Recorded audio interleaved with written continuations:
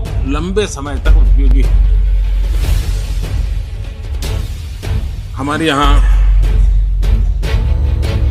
कोई बच्चा कुछ अच्छी चीज कर लेता है, कोई बच्चा अच्छे कपड़े वपड़े पहन करके अवसर के लिए तैयार होता है, तो परिवार में एक आध स्वजन आ जाता है, किसी की नजर लग जाए तो काला टीका कर, कैसे काला टीका कर देते। आज देश पिछले 10 साल में समृद्धि के नए नए शिखर सर कर रहा है। एक भव्य दिव्य वातावरण बना है, उसको नजर न लग जाए, इसलिए काला टीका करने का एक प्रयास हुआ है। मैं उसके लिए भी खड़गे जी का बहुत धन्यवाद करता हूं, ताकि इस हमारी प्रगति की यात्रा को कोई नजर न लग जाए, ये नजर न लग जाए, इसलिए आपने आज जो काला टीका किया है। मैं तो सोच रहा था सब काले कपड़ों में आएंगे, लेकिन शायद काला जादू खिंचते खिंचते खिंचते ब्लैक पेपर तक चला गया है, लेकिन फिर मैं उसका भी स्वागत करता हूं, क्योंकि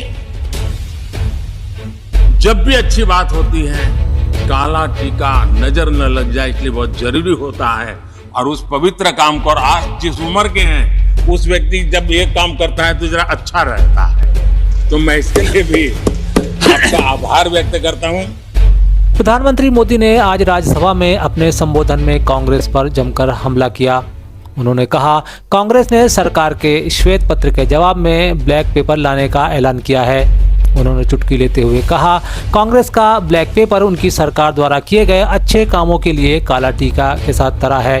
कुछ विपक्षी सदस्यों के बाह पर काली पट्टी बांधकर आने पर प्रधानमंत्री ने यह भी कहा कि हमने देखा है कि राज्यसभा में कुछ सदस्य काले कपड़े पहनकर आए हैं और यह फैशन परेड चल रही है।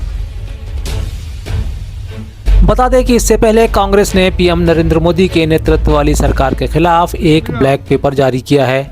इसमें कांग्रेस ने तमाम उन मुद्दों के अलावा प्रधानमंत्री नरेंद्र मोदी द्वारा बताई गई 4 जातियों पर फोकस किया है। पार्टी अध्यक्ष मल्लिकार्जुन खड़गे ने 57 पेज के ब्लैक पेपर जारी करते हुए इसे 10 साल अन्याय काला नाम दिया है। कांग्रेस ने सरकार और प्रधानमंत्री मोदी पर उनकी विफलताएं छिपाने का आरोप भी लगाया। खड़गे ने कहा कि ऐसे में इस सरकार के खिलाफ ब्लैक पेपर लाने का फैसला किया गया।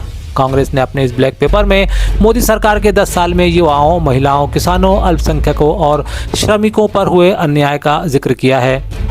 महंगाई तो इतनी बड़ी है, तो वो नेहरू के ज़माने की कंपेयर करते हैं, इंदिरा गांधी जी के कंपेयर प्राइसेस उस वक्त क्या थे वो अरे आज आप क्या कर रहे हो वो महत्व का है। You are ruling today. इस इन्फ्लेशन को कंट्रोल करने के लिए आपने क्या कदम उठाया ये महत्व का है, ना कि आज़ादी के पहले क्या था, फिर नेहरू जी ने क्या किया, इंदिरा जी ने क्या किया, राजीव ने क्या किया। क्योंकि कांग्रेस को तो आप गालियाँ देते दे दो, लेकिन ये मेन समस्या है महंगाई का। आपने इसको खाने पीने के सामान जो उसको कंट्रोल करना था वो नहीं किए। और ऐसे हैं चंद ये पल्सेस है, ये आप कंट्रोल कर सकते हैं। तेल है आप कंट्रोल सकते। एसेंशियल कमोडिटीज जितने भी होते हैं उसको कानून है कंट्रोल करने का, लेकिन चंद ऐसे उनके लोग हैं, उनके दोस्त लोग हैं, वो यहाँ पर अगर महंगाई हो गई तो बाहर से इंपोर्ट करते हैं, वो जहाज समंदर में रखते हैं टिल यहाँ के प्राइसेस राइज नहीं होते। जब प्राइसेस राइज होते हैं तब वो समंदर में से रहने से जहाज पोर्ट पे लाते हैं। पोर्ट पे इसे लाने के बाद ही उसको वो टैक्स लगेगा, वो लगेगा, ये लगेगा, इसीलिए वो भी काम वो करते हैं। यानी दे ट्रीट बिग जो जहाज होते हैं उनको एक गोडाउन के तरफ वो ट्रीट करते हैं, तो ऐसा भी फायदा वो लोग अपने दोस्त। मध्य प्रदेश के मुख्यमंत्री डॉक्टर मोहन यादव ने आज हरदा हादसे पर तुरंत एक्शन प्लान का खुलासा किया है। उन्होंने हादसे पर दुख जताते हुए कहा कि आगामी दिनों में ऐसा कोई हादसा न हो, इसके लिए पूरी जिम्मेदारी तय की जाएगी। उसी दिन शाम को एक आपात बैठक बुलाई जिसमें पूरे प्रदेश के अंदर ऐसी कितनी भी फैक्ट्रियाँ चल रही है, इन फैक्ट्रियों की सर्चिंग कराना, उनको जानकारी लाना और उन पे भी जो नियम के हिसाब से अगर उल्लंघन कर रहे हैं तो कठोर कार्रवाई करना। यही कारण हुआ कि 2 दिन के अंदर ही हमारे पूरे प्रदेश के अंदर सारी फैक्ट्रियों में जहाँ जहाँ भी लगा कि गलतियाँ हो रही वहाँ उनमें कार्रवाई कर दी है। और भविष्य की दृष्टि से भी जिला कलेक्टर को ताकीद किया गया है कि किसी के क्षेत्र में अगर ये कुछ पाया जाएगा तो हम बर्दाश्त नहीं करेंगे।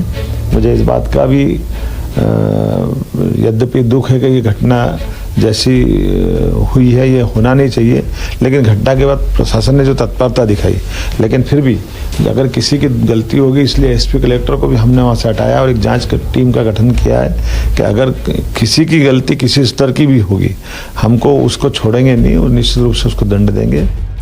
गांव चलो अभियान के अंतर्गत आज मध्य प्रदेश के पूर्व मुख्यमंत्री शिवराज सिंह चौहान ने बुधनी के लाड़कुई से लोकसभा चुनाव अभियान की शुरुआत की।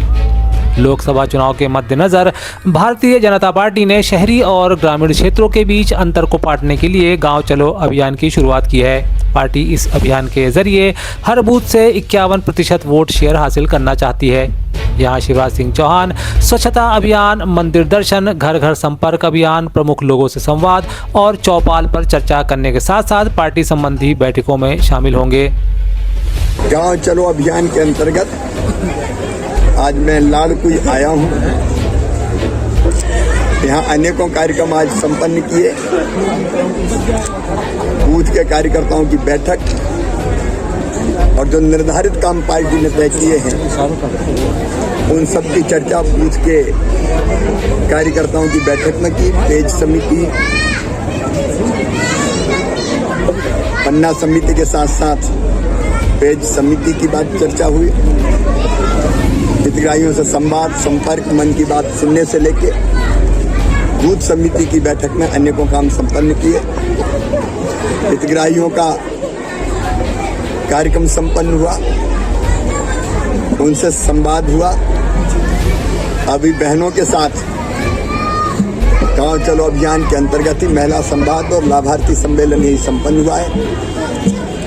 नवमतदाताओं के साथ भी चर्चा और बातचीत हुई है। अभी स्वच्छता के काम में भाग लेने में जा रहा हूँ, तो गांव चले अभियान के लिए जो निर्धारित काम है वो काम इस बूथ पर लाड़कुई में आके मैं कर रहा हूँ।